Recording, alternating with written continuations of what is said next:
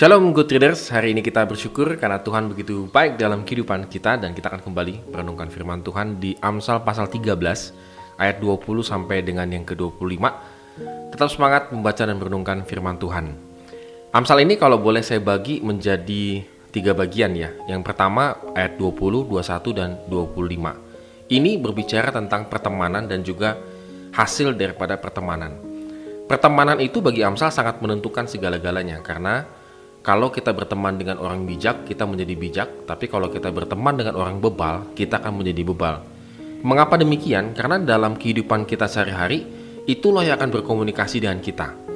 Jadi kalau kita sering sekali bercakap-cakap dengan orang-orang di sekitar kita, secara tidak sadar, kita akan menyerap cara berpikirnya dan cara hidup, nilai-nilai hidupnya orang-orang yang ada di sekitar kita.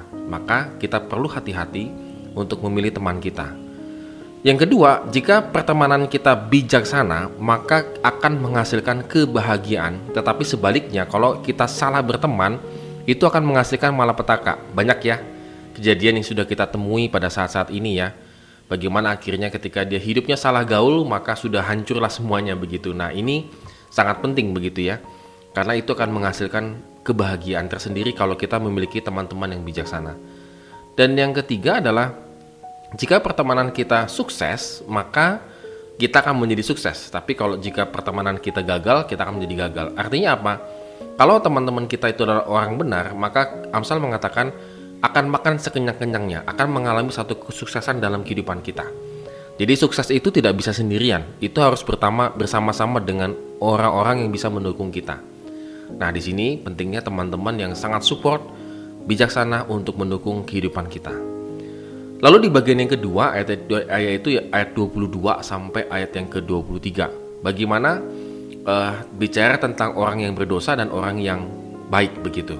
Apa yang akan diwariskan oleh orang benar itu adalah sesuatu hal yang luar biasa. Dikatakan begini, orang baik meninggalkan warisan bagi anak cucunya. Ini sederhana sekali kalimat ini dan kita pada dasar sudah tahu. Tetapi tidak sesimpel ini karena itu ada sesuatu di baliknya.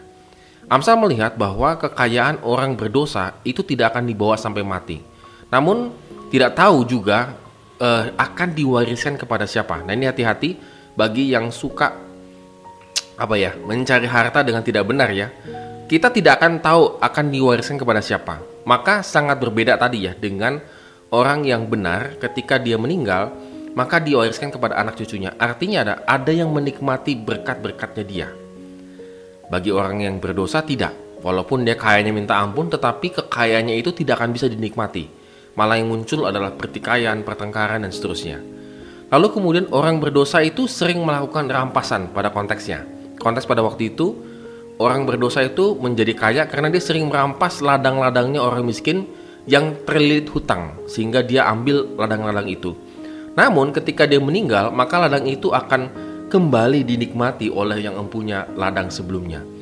Dengan kata lain, apapun yang diusahakan dilakukan oleh orang yang berdosa, itu tidak akan pernah dinikmati sampai dia meninggal.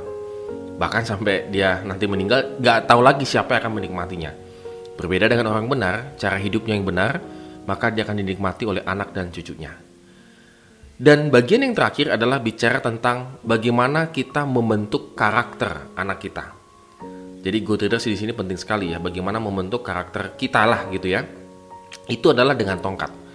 Tongkat itu diumpamakan seperti tongkat gembala, bagaimana bisa menghalau, mengarahkan dan juga membentuk karakter anak. Tongkat itu dilambangkan sebuah disiplin. Jadi Tuhan itu pasti memegang tongkat dalam kehidupan kita. Dia ingin mendisiplinkan kita, menghajar kita tepat pada waktunya. Dan ingat, ketika Tuhan memegang tongkatnya, maka dasarnya itu adalah kasih, bukan karena benci, amarah, dan seterusnya. Mungkin berbeda sekali dengan kita sebagai orang tua ya. Kadang-kadang kita memukul anak kita, mendidik anak kita itu dengan kemarahan, kebencian. Tetapi Tuhan tidak, itu dengan kasih. Untuk apa? Supaya karakter kita, disiplin kita terbentuk. Dan itu menjadi orang yang benar dan bijaksana. Oleh karena itu, Good Readers, mari kita renungkan firman Tuhan pada hari ini. Dan kiranya menjadi berkat dan kita bisa lakukan dalam kehidupan kita sehingga nama Tuhan yang dimuliakan. Amin. Kiranya Tuhan memberkati kita hari ini.